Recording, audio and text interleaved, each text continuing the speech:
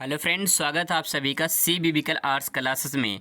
आज के इस वीडियो में दोस्तों भूगोल विषय के छठवां लेसन बहुत ही मोस्ट इम्पॉर्टेंट है। अगर आप इसे तैयार कर लेते हैं तो 100% गारंटी है कि इस चैप्टर से हर साल सवाल पूछे जाते हैं और हर साल सवाल रिपीट होते हैं। तो आप इस चैप्टर को ज़रूर तैयार करें।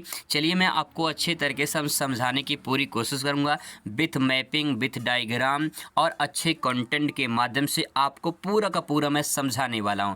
बस थोड़ा सा अगर आप इसे देख लेते हैं तो आपको दोस्तों पक्का फ़ायदा ज़रूर होगा। शुरुआत करते हैं सबसे बहुविकल्पीय प्रश्न से।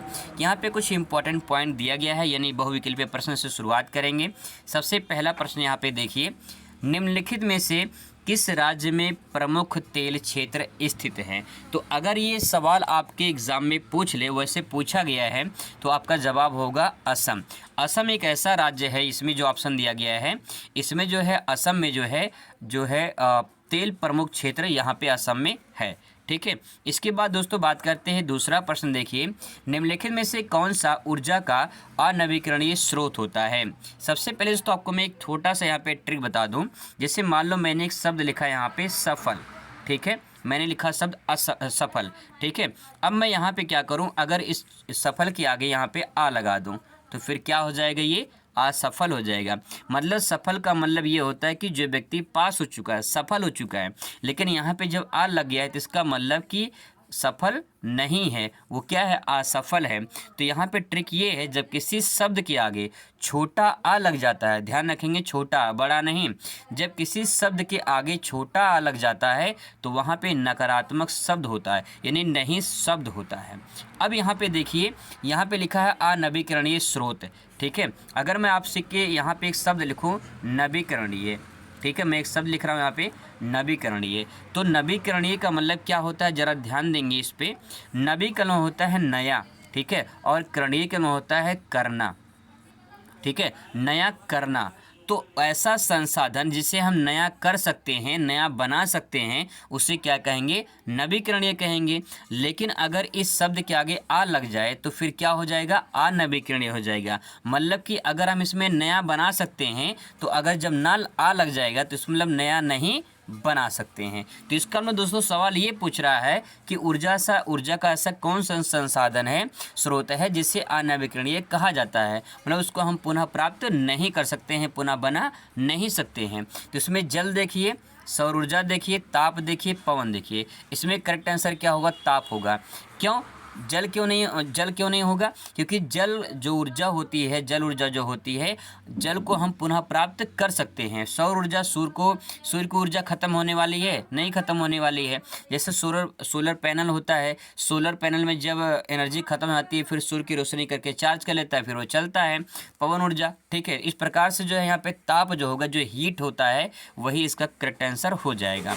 ठीक है, आगे देखते हैं। अगला सवाल यहाँ पे है, निम्नलिखित में से कौन सा खनिज भूरा हीरा के नाम से जाना जाता है? इम्पॉर्टेंट है दोस्तों, इसको हाईलाइट कर लेंगे। भूरा हीरा के नाम से किसे कहा जाता है? तो लिग्नाइट।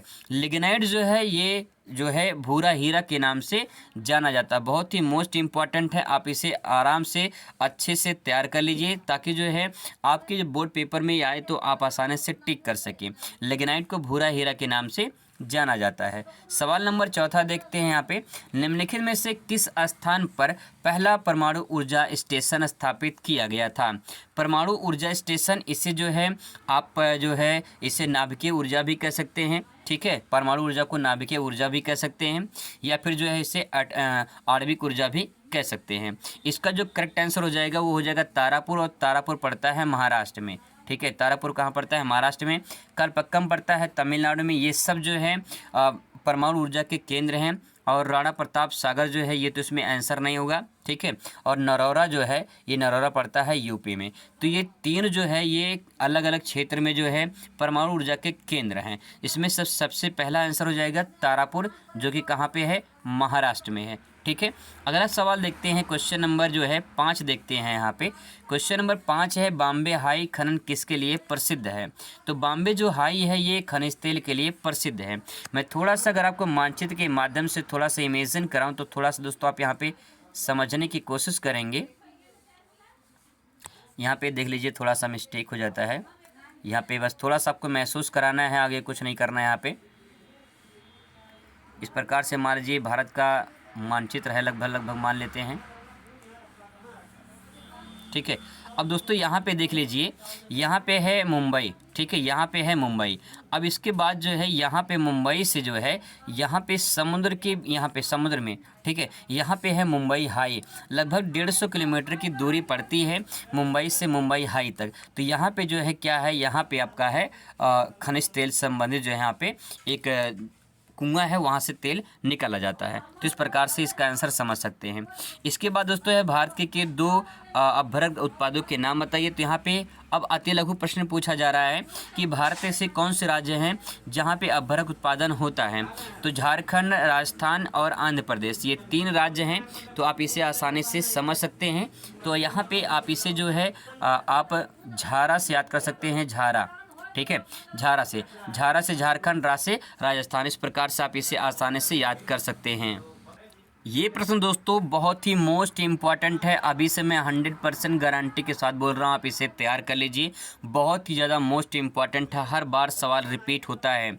यहाँ पे देखिए आपसे सवाल पूछा जाएगा, भारत की 2 परमाणु शक्ति संयंत्रों के नाम लिखिए, अथवा करके पूछा है भारत के 2 परमाणु ऊर्जा या नाभिकीय ऊर्जा केंद्रों के नाम बताइए। तो यहाँ पे इसका आंसर देखिए, नरौरा, रावतभाटा, कलपक्कम। ये भी मैं आपको बहुविकल्पीय में बताया था। नरौरा पड़ता है यूपी में, रावतभाटा पड़ता है राजस्थान में, कलपक्कम पड़ता है तमिलनाडु में। इसका दोस्तों मैं आपको एक ट्रिक बता दे रहा हूँ।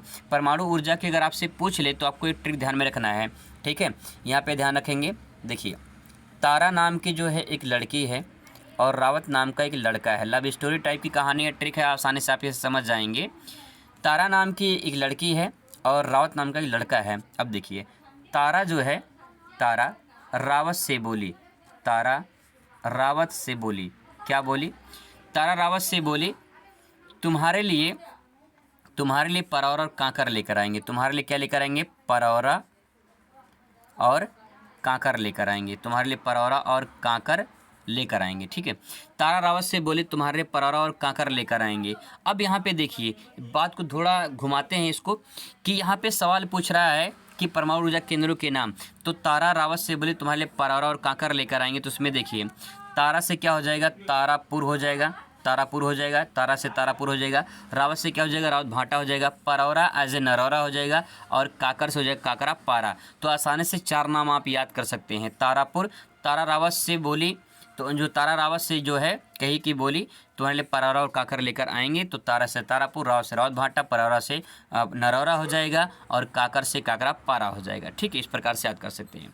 इसके बाद दोस्तों सवाल पूछेगा आपसे कि जो है नाभिकीय ऊर्जा क्या है, भारत के प्रमुख नाभिकीय ऊर्जा केंद्रों के नाम लिखिए, अथवा परमाणु ऊर्जा से आप क्या समझते हैं, भारत के किन्हीं 2 परमाणु ऊर्जा केंद्रों के नाम बताइए। सवाल वही है, बस थोड़ा समझने की ज़रूरत है। यहाँ पे सबसे पहले नाभिकीय ऊर्जा के बारे में समझते हैं। नाभिकीय ऊर्जा पूछे आपसे या फिर परमाणु ऊर्जा पूछे तो अब भी आंसर आपका यही होगा। देखिए परमाणु खनिज के विखंडन से उत्पन्न ऊर्जा को परमाणु या नाभिकीय ऊर्जा कहते हैं। परमाणु खनिज के विखंडन से उत्पन्न ऊर्जा को परमाणु या नाभिकीय ऊर्जा के नाम से जाना जाता है। जो परमाणु खनिज होता है ये यूरेनियम और थोरियम इसके प्रमुख स्रोत हैं। यानी नाभिकीय ऊर्जा या परमाणु ऊर्जा जो बनता है वो यूरेनियम और थोरियम, ये 2 इसके मुख्य स्रोत हैं जिनसे ये निर्माण होता है। इसके बाद दोस्तों आपको यहाँ पे लिखना है कि परमाणु ऊर्जा के केंद्र कौन कौन से हैं, ठीक है। देखिए यहाँ पे तारापुर महाराष्ट्र में है, जो है ये रावतभाटा है, ये है रावतभाटा, ठीक है। रावतभाटा कहाँ पे है, तारापुर महाराष्ट्र में हो गया। रावतभाटा कहाँ पे, राजस्थान में है। कलपक्कम तमिलनाडु में है। नरौरा यूपी में है। काकरापारा गुजरात में है और कैगा कर्नाटक में है, ठीक है। कैगा कहाँ पे है, कर्नाटक में है। अब दोस्तों यहाँ पे देखिए मैं आपको एक शब्द लिख रहा हूँ गा, ठीक है। ये गा लिखा हुआ है। अगर मैं आपसे कहूँ यहाँ पे गा लिखा हुआ है, तो अगर मैं यहाँ पे गा लिख दूँ, ठीक है, ये सब क्या लिखा हुआ है, गा लिखा हुआ है। आप इसे पाई नहीं समझेंगे, ये लिखेंगे ये जो है गा है, ठीक है। आप इसे गा ही समझेंगे। अगर इसे पाई समझ लेंगे तो दिक्कत हो जाएगी, आप ट्रिक नहीं समझ पाएंगे। मैं आपको ट्रिक बताने की कोशिश कर रहा हूँ, ठीक है। अब दोस्तों एक बात बताइए, यहाँ पे कितने गा लिखे गए हैं, यहाँ पे कितने गा लिखे गए हैं, कै गा लिखा है, बताइए ज़रा, कै गा लिखा है। तो आपका जवाब होगा क्या, यहाँ पे कै गा लिखा गया है। मैंने आपसे पूछा कै गा लिखा है, तो कै गा हो जाएगा कहाँ पे, कैगा मतलब कर्नाटक में है, ठीक है। तो यहाँ पे देखिए कैगा कहाँ पे है, कर्नाटक में। मैं आपको यही याद करना चाह रहा था, ठीक है। आगे दोस्तों यहाँ पे देखते हैं, इसका ट्रिक देख लीजिए। तारा रावत से बोली कल पक्का मिलेंगे, ये पूरा ट्रिक है। अब तारा रावत से बोली कल पक्का मिलेंगे, मुलाकात नहीं हो रही, आओ मिल लेते हैं। तारा रावत से बोली कल पक्का मिलेंगे और तुम्हारे लिए परौरा और कांकर लेकर आएंगे, ठीक है। तुम्हारे लिए परौरा और कांकर लेकर आएंगे। तो यहाँ पे जो है तारापुर से तारा से तारापुर, रावत से रावत भाटा, कल पक्कम हो जाएगा, परौरा से नरौरा और काकर से काकरा पारा हो जाएगा। इसके बाद दोस्तों आपसे सवाल पूछा जाएगा, भारत में अपभ्रक वितरण की विवेचना कीजिए। बहुत ही मोस्ट इंपॉर्टेंट है, अपभ्रक वितरण की विवेचना कीजिए। इस प्रकार सवाल जो अगर पूछ लेगा तो 4 नंबर में से आपसे पूछा जाएगा। सबसे पहले यहाँ पे अपभ्रक के बारे में आप 2-4 लाइन लिखेंगे। क्या लिखेंगे? अपभ्रक एक आधात्विक खनिज है जो आग्नेय तथा रूपांतरित शैल में काला, हरा, सफ़ेद और गुलाबी रंग में पाया जाता है। भारत विश्व का लगभग 60% अपभ्रक उत्पादन करता है। तो यहाँ पे 3 पॉइंट है। पहला, अपभ्रक क्या है? एक आधात्विक खनिज है। मैंने अभी आपसे बताया था कि जो है यहाँ पे ध्यान रखेंगे, जब किसी शब्द के आगे छोटा आ लग जाए तो समझ जाना वो नकारात्मक नहीं शब्द छुपा हुआ है। यहाँ पे देखिए लिखा है आधात्विक।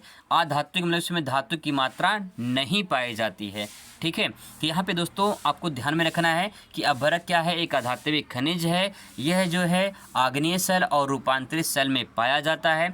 ये काला, हरा, सफ़ेद और गुलाबी रंग का होता है। भारत में जो है विश्व का लगभग 60% जो है उत्पादन अपभ्रक भारत में होता है। इसके बाद दोस्तों आप यहाँ पे जो है अपभ्रक का उपयोग लिखेंगे कि अपभ्रक का उपयोग कहाँ कहाँ किया जाता है। बिजली के उपकरणों में, सजावट के सामानों में, आभूषणों में और दवाई के बनाने के प्रयोग में किया जाता है। इन्हीं के अपभ्रक एक ऐसा वस्तु है जो आभूषण बनाने में, दवाई के रूप में, सजावट के रूप में, पारदर्शी वस्तु को करने में जो है इसका उपयोग किया जाता है। इसके बाद दोस्तों लिखेंगे पारदर्शी होने के कारण बिजली की मोटरों में, डायनमो में, समुद्री विमानों में, हवाई जहाज़ों में आदि में इसका उपयोग किया जाता है। इन्हीं अपभ्रक जो होता है वो विद्युत कार्यों में, हवाई जहाज़ों में, समुद्री विमानों में जो है अपभ्रक का उपयोग किया जाता है। इसके बाद दोस्तों सवाल आपसे पूछा जाएगा कि जो है अपभ्रक वितरण के क्षेत्र बताइए। तो अपभ्रक वितरण के क्षेत्र में क्या लिखेंगे? सबसे पहले यहाँ पे लिखेंगे आंध्र प्रदेश के बारे में। आंध्र प्रदेश में क्या लिख सकते हैं? इसमें दोस्तों आपको जो है राज्य का नाम थोड़ा कन्फर्म होना चाहिए। जैसे यहाँ पे दे सकते हैं आंध्र प्रदेश है, फिर इसके बाद जो झारखंड है, फिर इसके बाद राजस्थान है। इसका सही आंसर लिखने के लिए आपको इसमें मैपिंग का भी प्रयोग करना होगा, जो यहाँ की बहुत आसान शब्दों मैंने यहाँ पे किया है। जैसे आप यहाँ पे दे सकते हैं, ये जो है कुछ क्षेत्र हैं जो अपभ्रक उत्पादक के क्षेत्र हैं। जैसे आप यहाँ पे दे सकते हैं तमिलनाडु में होता है, आंध्र प्रदेश में, छत्तीसगढ़ में, मध्य प्रदेश में, झारखंड में। इस प्रकार से अगर आप मैपिंग का प्रयोग कर देते हैं तो आपको मैथ की तरह पूरा नंबर मिल जाएगा।